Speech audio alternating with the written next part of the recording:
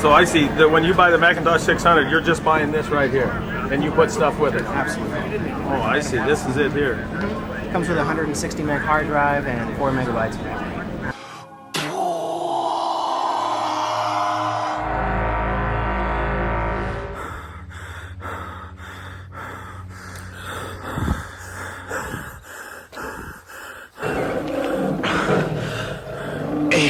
During the meanwhilest... No.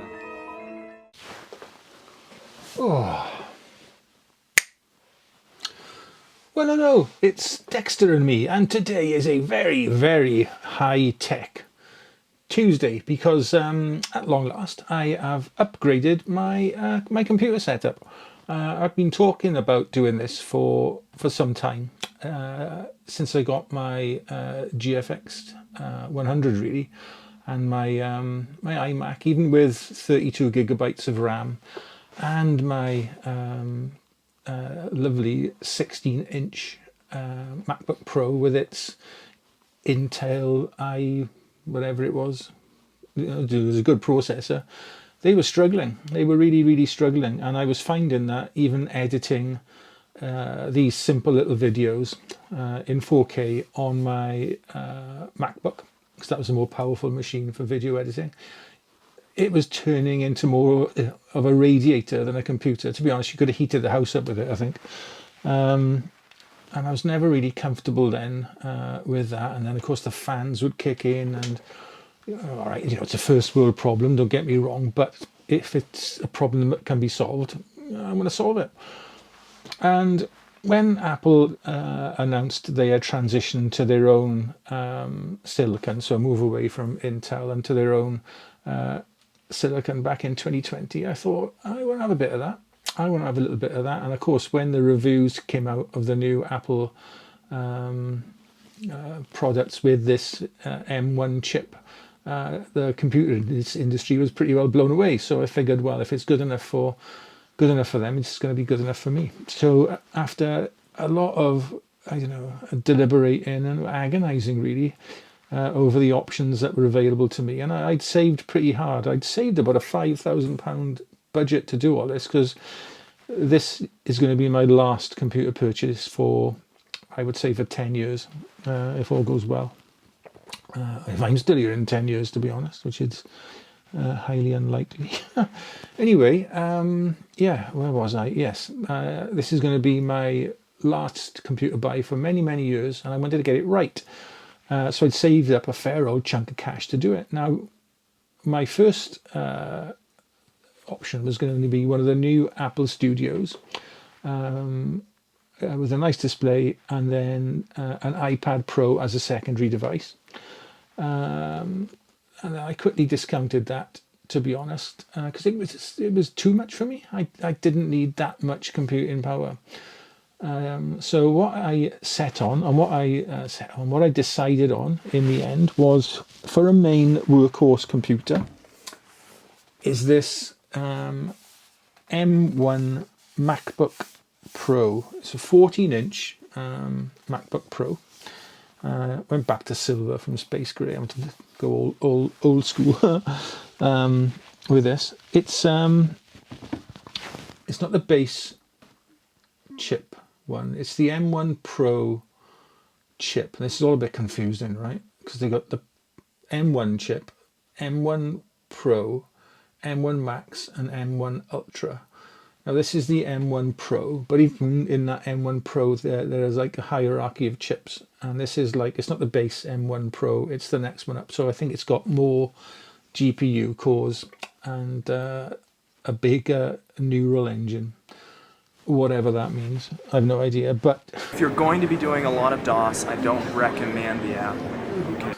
In use, this machine is quite simply, it's outstanding. It will churn through HDR panoramas, throw whatever you want at it. It'll churn through, you know, a 400, 500 megapixel merged file. It opens images. It opens applications in the blink of an eye. Whereas on my old iMac, if I was editing a photo in Lightroom and then went to photo and then edit in Photoshop, I may as well go and make a cup of tea because it would take that long to open. And if I was, say, focus stacking and opening something in layers, well, a couple of minutes before it would open in Photoshop, and that was with 32 gigabytes of RAM and a really good 2017 5K iMac machine. But this new one just blows my mind. Video editing, the machine stays ice cold to touch when you're editing, even when you're sort of saving the output file or whatever to disk. It doesn't get warm. There's no fans. It doesn't get warm. It's fast. I would say a 15-minute video, 4K video, will render in 3 minutes. It's just phenomenally fast. I've never known a computer to perform like it. Now, when I went to the Apple store to buy this, and I told the assistant there what I did, so it's like photo editing in Lightroom, Adobe Photoshop, and I said I use iMovie, not Final Cut Pro. She basically said to me, well, the MacBook Air, £999 MacBook Air will do that for you. That's all you need. As long as you upgrade the RAM to something like 16 gigs of RAM. I went with this in the end though, because I wanted to future-proof myself. I don't want to have to buy another computer, so I went with this to kind of like future-proof things. So this has the base level RAM, which is 16 gigabytes of RAM. I was a little bit concerned about that because Lightroom is a bit of a RAM hog.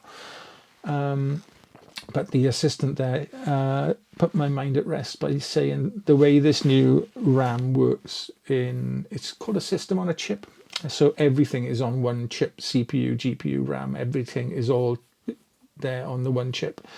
So the way the RAM works, she explained to me that 16 gigabytes of RAM here will be more efficient and faster than the 32 gigabytes of RAM that was on my iMac.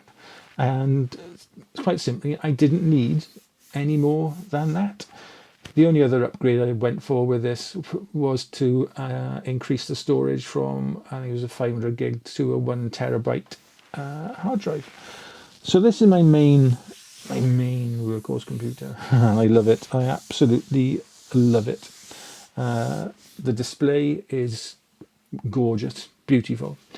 The sound from the speakers, surprisingly, really, really good. Now my 16-inch the sound from that was excellent, and this is easily on a par with that.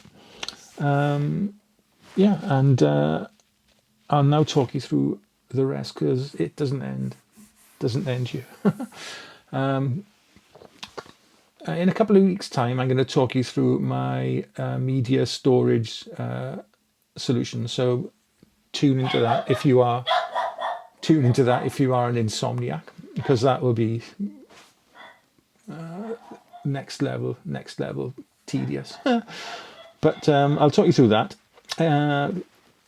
The way I set all my storage up, I was using my iMac as like a central server with a CalDigit Thunderbolt 4 hub attached to that, and then a number of hard drives attached to that hub.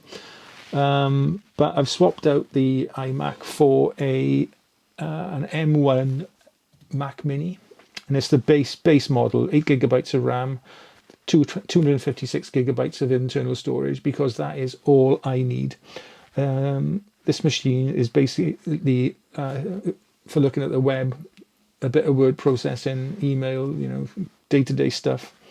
A little bit of light photo editing, and I am going to edit this video on this machine, and I'll let you know how that goes in a future video.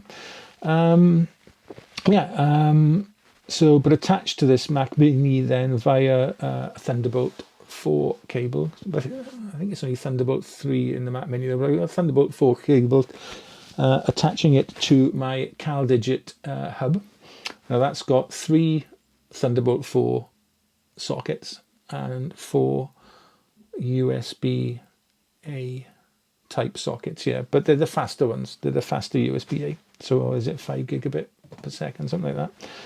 And anyway, all my media then runs through that CalDigit hub into the Mac Mini, and then that is set up as a central server. Now, I'm kind of like overlapping into what I want to talk about in a couple of weeks, but that then acts as like a central server, so any computer in the house can access any file on that.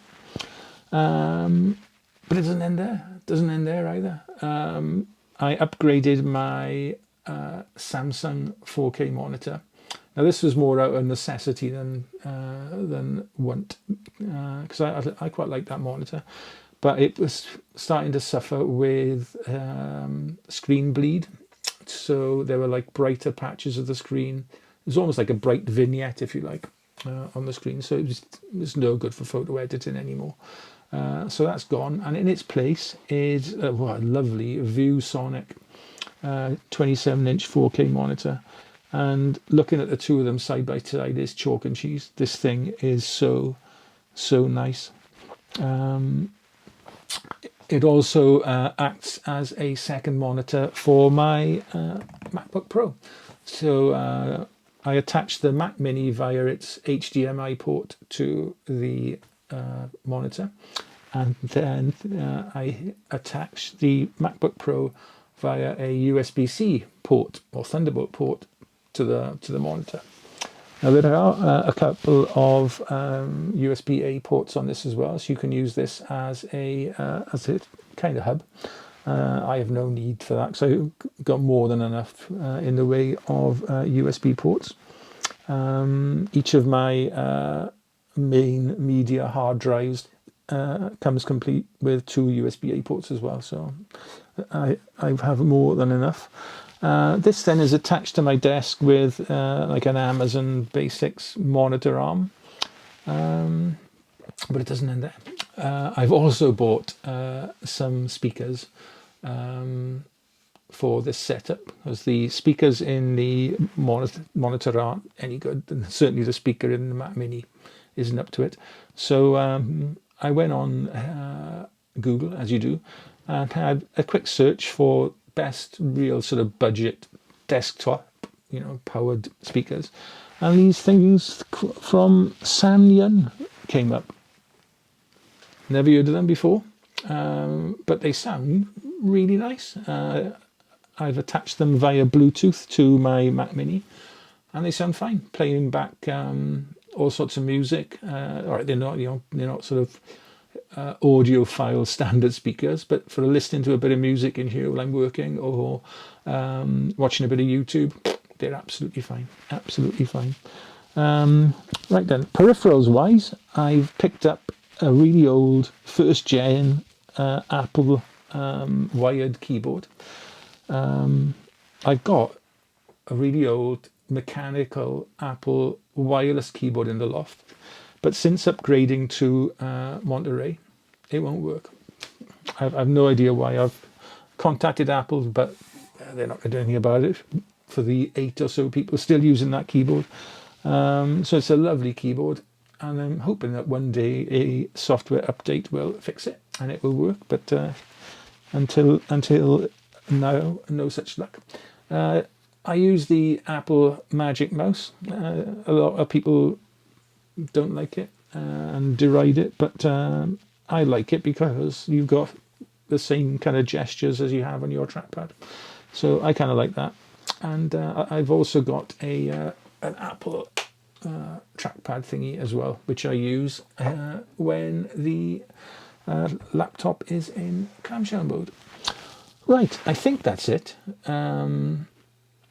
What I will do in a couple of weeks is let you know how my Mac Mini handled editing this video, but also I will talk you through, as I said earlier, my really, really interesting media storage solution. So if you're the sort of person that gets turned on by hard drives and gigabytes and megabytes and whatnot, then don't miss that video. Anyway, that's it from Dexter and me for this week's Tech Tuesday. We will see you on Saturday, where I think we are we? I think we're at the seaside, but it all went wrong as usual. So anyway, I'll leave it at that, and we will see you on Saturday. So stay safe, stay well, look after yourselves, your loved ones, your pets, and look after your computers too, and they will last you a lifetime, hopefully. Yeah, and just be nice, be boring, but be nice. See you on Saturday. Bye bye.